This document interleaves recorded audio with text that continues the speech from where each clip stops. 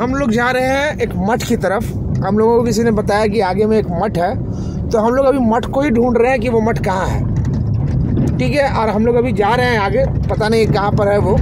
अगर बहुत रात हो गई या अंधेरा हो गया तो हम लोग लौट भी जाएंगे। सीतामढ़ी से कुछ दूर पे रीगा है और वहीं पर ये मठ है। काफ़ी भीड़ भी है यहाँ पे, फुचका वुचका भी मिल रहा है। सब कुछ बंद हो रहा है। हम लोग शाम को यहाँ पहुँचे हैं। ये मठ का पूरा एरिया है और यहाँ पर बहुत सारी दुकानें भी लगी रहती है। सब बंद हो रहा है यहाँ। सब यहाँ पुराने जो उपचा है वो सब मिल रहा था। ये देखिए पुरानी दुकानें हैं, अब दुकान सब भी बंद होने लगी है। बाजार है।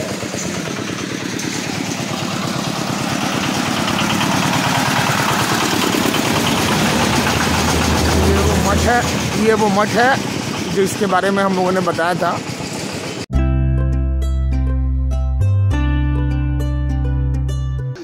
मठ का तालाब है। पहले यहाँ पर दिन में हमको लगता है भीड़ भाड़ होगी। और यह है कुछ बन रहा है अंदर में भी मठ। हाँ, लगता है ये मठ है पूरा, जो पूरा बन रहा है।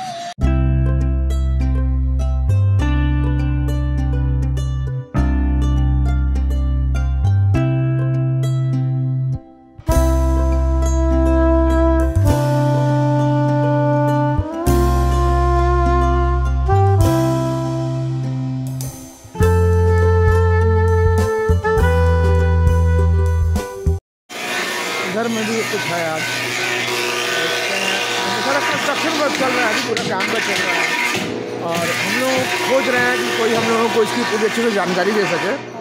तो देखते हैं, शायद कोई हम लोगों को कोई जानकारी देने वाला मिल सके इसके बारे में या यहाँ के बारे में।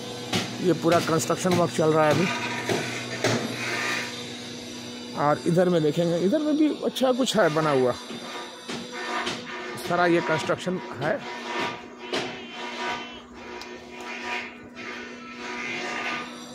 अंदर में पूरा कंस्ट्रक्शन वर्क है अभी। बाबा, इस मठ का नाम क्या है? बगही धाम।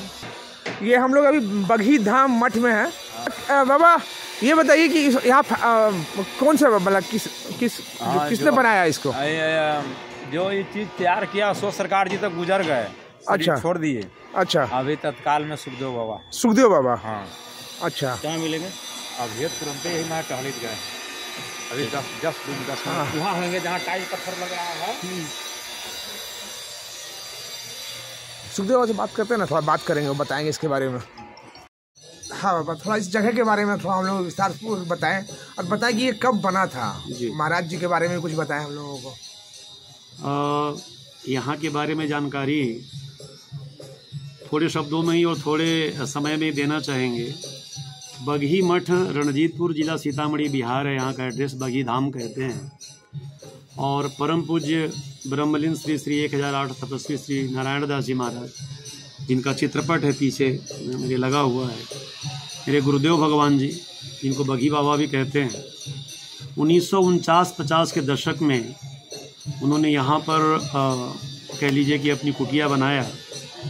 और कुटिया बनाने के बाद भगवान नाम संकीर्तन, नाम का प्रचार, धर्म का प्रचार, अध्यात्म का प्रचार और संपूर्ण वातावरण को यहाँ के और अगल बगल ग्रामों के भी आध्यात्मिकता और धर्म से जोड़ने का प्रयास किया। 1949-50 से लेकर के 60 तक यज्ञ जाप छोटे मोटे यहाँ पर होते रहे, संकीर्तन होता रहा। तो गुरुदेव भगवान जी की यात्रा आगे बढ़ती रही। 1960 में गुरुदेव भगवान जी ने नाम संकीर्तन आरंभ कराया। 1960 में 7 फरवरी 1960 ईस्वी से नाम संकीर्तन अखंड चल रहा है, जो आज तक बंद नहीं हुआ है। सीताराम सीताराम, सीताराम जय सीताराम। 60 के बाद 65 में 1965 में तो यहाँ पर 81 कीर्तन कुंज का पंडाल बना, जिसमें यज्ञ हुआ। अलग अलग मंडलियाँ बैठ करके कीर्तन कर रही थी। और उसी समय तत्कालीन महामहिम राज्यपाल बिहार श्री अनंत सैनम अयंगर जी आए यज्ञ के 6वें दिन। और उनके जाने के बाद शाम को आग लग गई, पूरा यज्ञ मंडप ये जल गया। गुरुदेव भगवान जी अपने को समाधिस्थ करना चाह रहे थे यज्ञशाला में ही, जलती हुई यज्ञशाला में, उस लौ में ही समझ लीजिए कि अग्नि समाधि लेना चाह रहे थे, परंतु भक्तों ने आग्रह किया, प्रार्थना किया और प्रार्थना के बाद रुके। भक्तों ने कहा कि जो आपकी आज्ञा होगी वो हम लोग करेंगे। अपार जन सैलाब था यहाँ पर। गुरुदेव भगवान जी ने कहा कि अग्निदेव को ये मंजूर नहीं है कि ये घास फूस का बन करके रहे, इसलिए 108 पक्का कीर्तन कुंज बनाया जाए। और 1965 में ही संकल्प हुआ, ये 1965 में कार्य शुरू हुआ और 1969 में केवल 3-3.5 वर्ष की अवधि में ये कार्य पूरा हो गया 108 भवन का। और 1969 में पहली बार 108 भवन में यज्ञ हुआ और बहुत सकुशल संपन्न हुआ।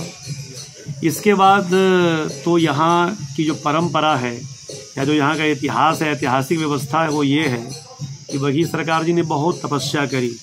22 वर्षों तक पानी नहीं पिया, केवल जन कल्याण के लिए, जनोत्थान के लिए। और एक आम जो लोगों में धर्म की धारणा है, उस धारणा को धरातल पर लाने के लिए, जहाँ पर कोई दिखावा नहीं है, कोई आडंबर नहीं है, जो है सब सामने दिख रहा है। तो गुरुदेव भगवान जी का यह प्रयास रहा कि बघी धाम के साथ साथ पूरे देश में नाम संकीर्तन का प्रचार प्रसार हो। तो ये संकीर्तन चल रहा है 1960 से। यज्ञ होते रहते हैं यहाँ पर, हर 2 वर्ष 4 वर्ष 6 वर्ष पे यज्ञ होता रहता है।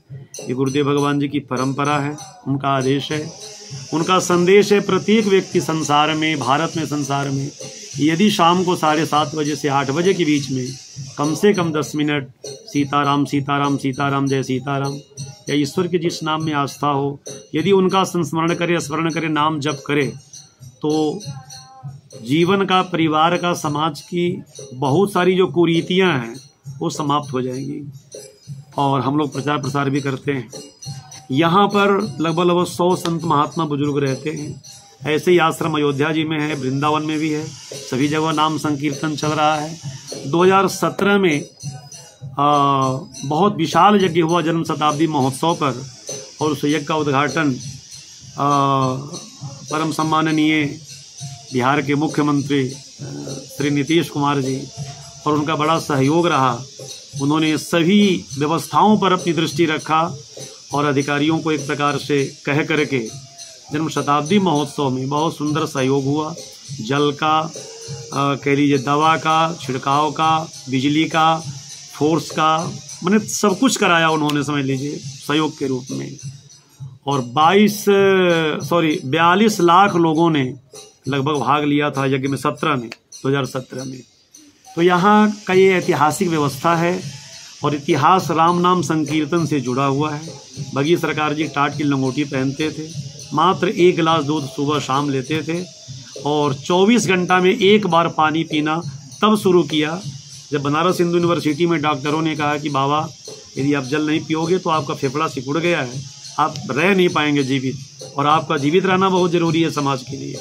तो उसके बाद उन्होंने 1 बार 24 घंटा में केवल 1 बार जल लेना शुरू किया। तो ये सारी बातें मैं आपको इसलिए बताया हूँ, जो आपने पूछा है कि ये ऐतिहासिक स्थल है, एक महान पुरुष की तपस्थली है, अखंड नाम संकीर्तन चलता है। कोई भी आता है, रूखा सूखा जो प्रसाद होता है वो प्रसाद यहाँ से प्राप्त हो जाता है। अभी 17 फरवरी 2023 को यज्ञ आरंभ होगा। जीर्णोद्धार कार्य चल रहा है भवन का, जो काफ़ी जीर्ण अवस्था इसकी हो गई थी, तो जीर्णोद्धार कार्य चल रहा है। 17 फरवरी से यज्ञ आरंभ होगा फिर, और 26 फरवरी को पूर्णाहुति होगी।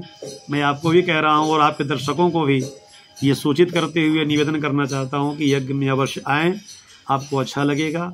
और एक अलौकिक स्थान है ये, मैं समझता हूँ कि देश के लिए धरोहर है। लोग अपने लिए बनाते हैं भवन, रहने के लिए बनाते हैं भवन, मंदिर बहुत कम लोग बनाते हैं।